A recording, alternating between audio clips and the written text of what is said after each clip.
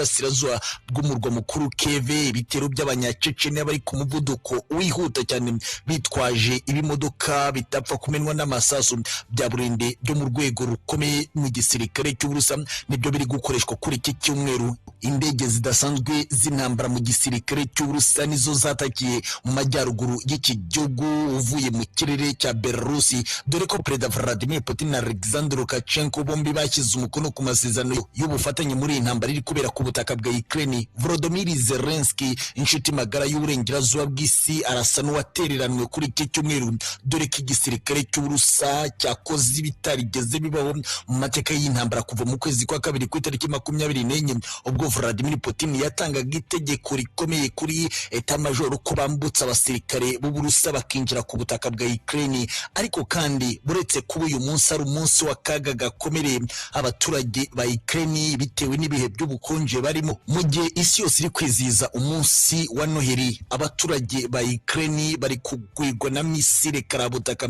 ziri kuraswa n'indege z'intambara z'Uburusiya mu bukonje bwinshi. Abaturage barimo barahatikirira, isi yose ikwiye guhanga amaso ku butaka bwa Ukraine. Aya ni amagambo akomeye ya minisitiri w'ububanyi n'amahanga w'iki gihugu cya Ukraine Dmytro Kuleba, wavuze ko ari agahinda gakomereye abanya-Ukraine ku buryo isi ikwiye kuba yatabara maginga ya. Ariko kandi Xi Jinping, perezida w'Ubushinwa, kuri telefoni yavuganye na Perezida Vladimir Vladimirovich Putin w'Uburusiya kukurebera hamwe uburyo bashobora kumva icyifuzo cya Perezida Volodymyr Zelensky. Uyu mutegetsi w'Ubushinwa yavuze ko bishoboka ko Zelensky ibyo akora yaba bikoreshwa ku gahato n'ibihugu byo mu burengerazuba bw'isi, akaba ashaka kugira ngo nibura intambara ishyirwaho akadomo hatangira ibiganiro bigamije amahoro.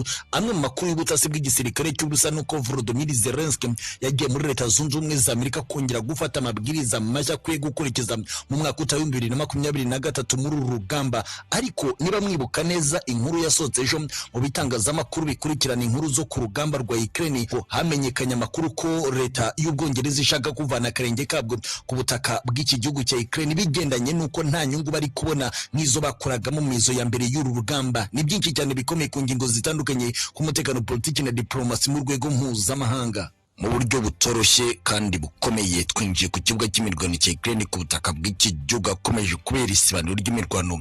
Kuri uyu munsi w'itariki 25 z'ukwezi kwa 12 umwaka wa 2022, igisirikare cy'Uburusiya cyongeye gutanga gasopo ku nkozi z'ibibi zo mu burengerazuba bw'isi bikozwe n'itsinda rigari rya BTG Battalion Tactical Group mu majyepfo muri Odessa. Ariko kandi Perezida Vladimir Vladimirovich Putin kuri iki cyumweru yongeye gutanga gasopo itarigeze ibaho ku bihugu byo mu burengerazuba bw'isi, bishinja ahubwo kuba bizana uburyarya aho kugira ngo bemere ko bashaka ibiganiro bigamije amahoro. Umukuru w'igihugu yabitangarije kuri televiziyo y'igihugu y'Uburusiya, yemeje ko Uburusiya bwiteguye kuganira ku kibazo cya Ukraine, ariko ko uzazana uburyarya muri iki kibazo wazahura n'akaga gakomeye. Ikaze mwese kuri izi page zikomeye ku mutekano, politiki na diplomasi mu rwego mpuzamahanga.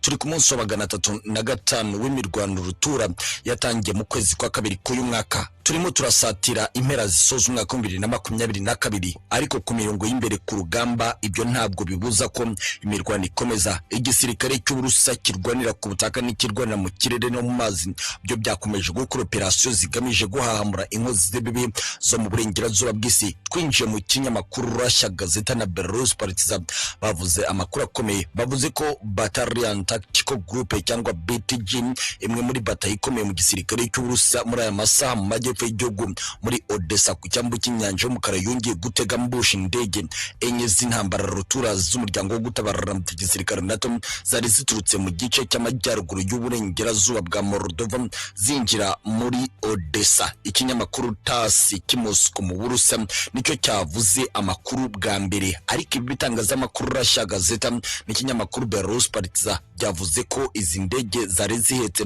bamwe mu basirikare bashakaga kuza kwinjira neza mu gice cy'inyanja y'umukara usatira muri Kherson mu rwego rwo gutabara abasirikare b'igihugu cya Ukraine bamaze kugotwa na Special Force y'igisirikare cy'Uburusiya. Amakuru y'ingenzi rero agira ku butasi bw'igisirikare cy'Uburusiya nuko izo ndege zari zigiye gutanga umusada kuri abo basirikare bari gukubitwa inshuro n'igisirikare cya Perezida Vladimir Putin neza hagati ya Odessa na Kherson.